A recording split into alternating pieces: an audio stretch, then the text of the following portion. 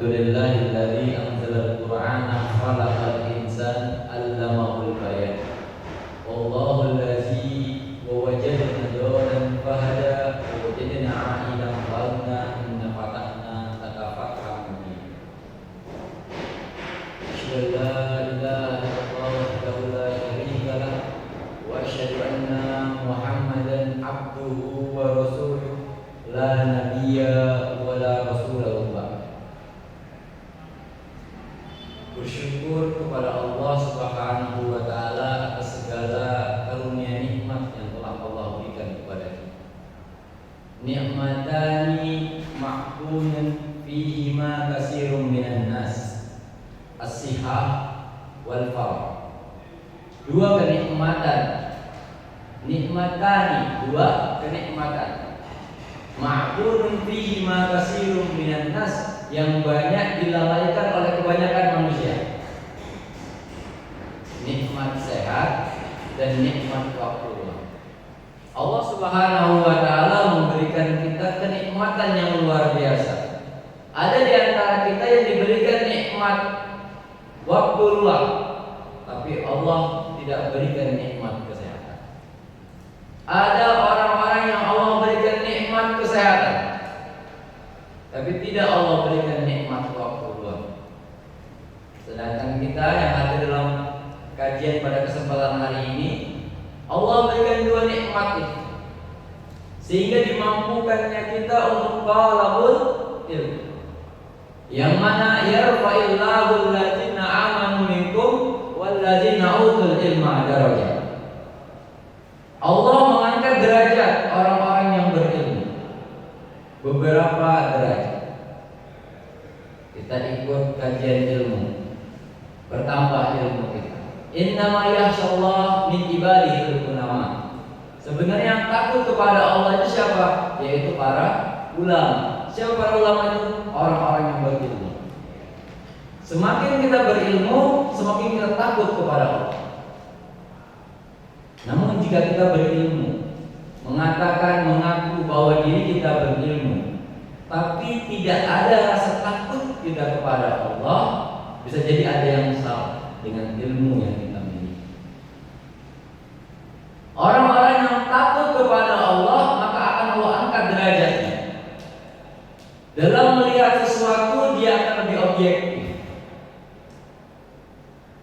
dibandingkan dengan orang-orang yang jahil, orang-orang yang bodoh.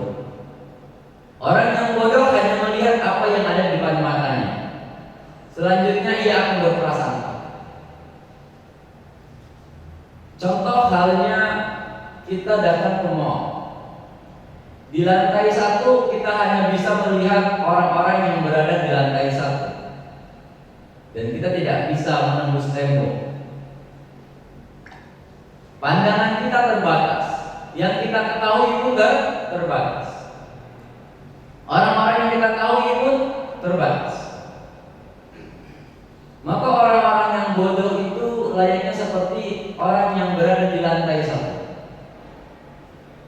Mereka hanya mengetahui sedikit, sisanya dengan berprasangka. Padahal berprasangka itu Allah larang. Adapun orang-orang yang berilmu, yarfa, kita naik lift. Ikut kajian satu kali, ikut lift lantai 2. Ikut kajian lagi, bertambah keilmuannya, bertambah rasa takutnya kepada Allah, naik lagi lift lantai 3, terus sampai lantai teratas. Maka pandangannya pun berbeda. Orang yang berada di lantai tertinggi, dia melihat lebih luas lagi, dia mengetahui lebih banyak lagi. Maka orang-orang yang berilmu itu akan Allah angkat derajatnya. Dalam menghadapi permasalahan dalam kehidupannya, dia tidak asal mengambil langkah. Maka tenteramlah hati, tenanglah jiwanya, dan tidak ada rasa takut. Inilah yang nanti akan kita bahas. Ketika kita mengikuti sesuai dengan petunjuk dari Allah, maka tidak akan ada rasa takut di dunia. Takut kita hanya takut kepada Allah.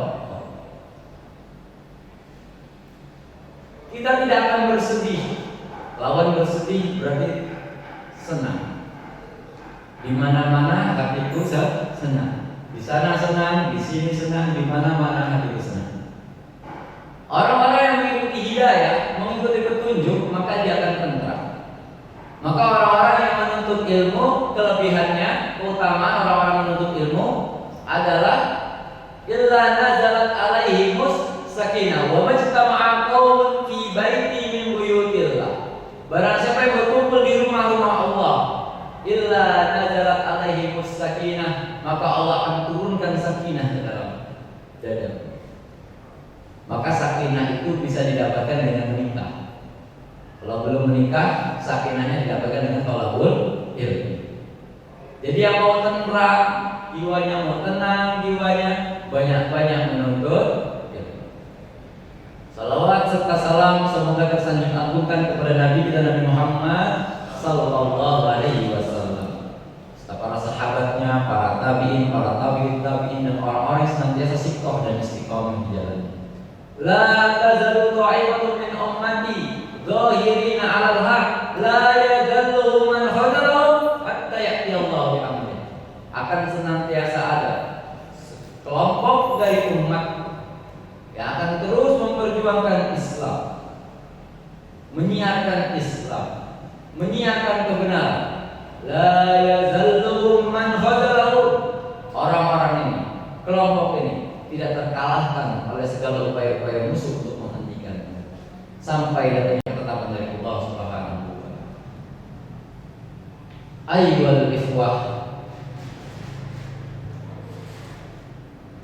yang semoga Allah Subhanahu wa taala senantiasa memberikan rahmat kepada kita, mengilhamkan sakinah kepada diri kita. Wa rabatna 'ala qulubihim, ketentraman jiwa. Jadi kata ribat ketika disandingkan dengan hati, maka artinya adalah ketentraman. Contoh ayatnya berada dalam surat Al-Anfal. Begitu pula ada ayat pula yang menceritakan tentang Ashabul Kahfi. Ada pula kisah tentang ibunda Musa yang bernama Yukabad, seorang wanita yang penuh dengan ilham. Allah berikan sakinah, Allah berikan ketentraman pada jiwanya karena mereka mengikuti sesuai dengan petunjuk dari Allah Subhanahu wa taala. Bahkan Nabi Adam alaihi salam, ketika Allah ciptakan Adam, Nabi Allah, tempatnya di mana?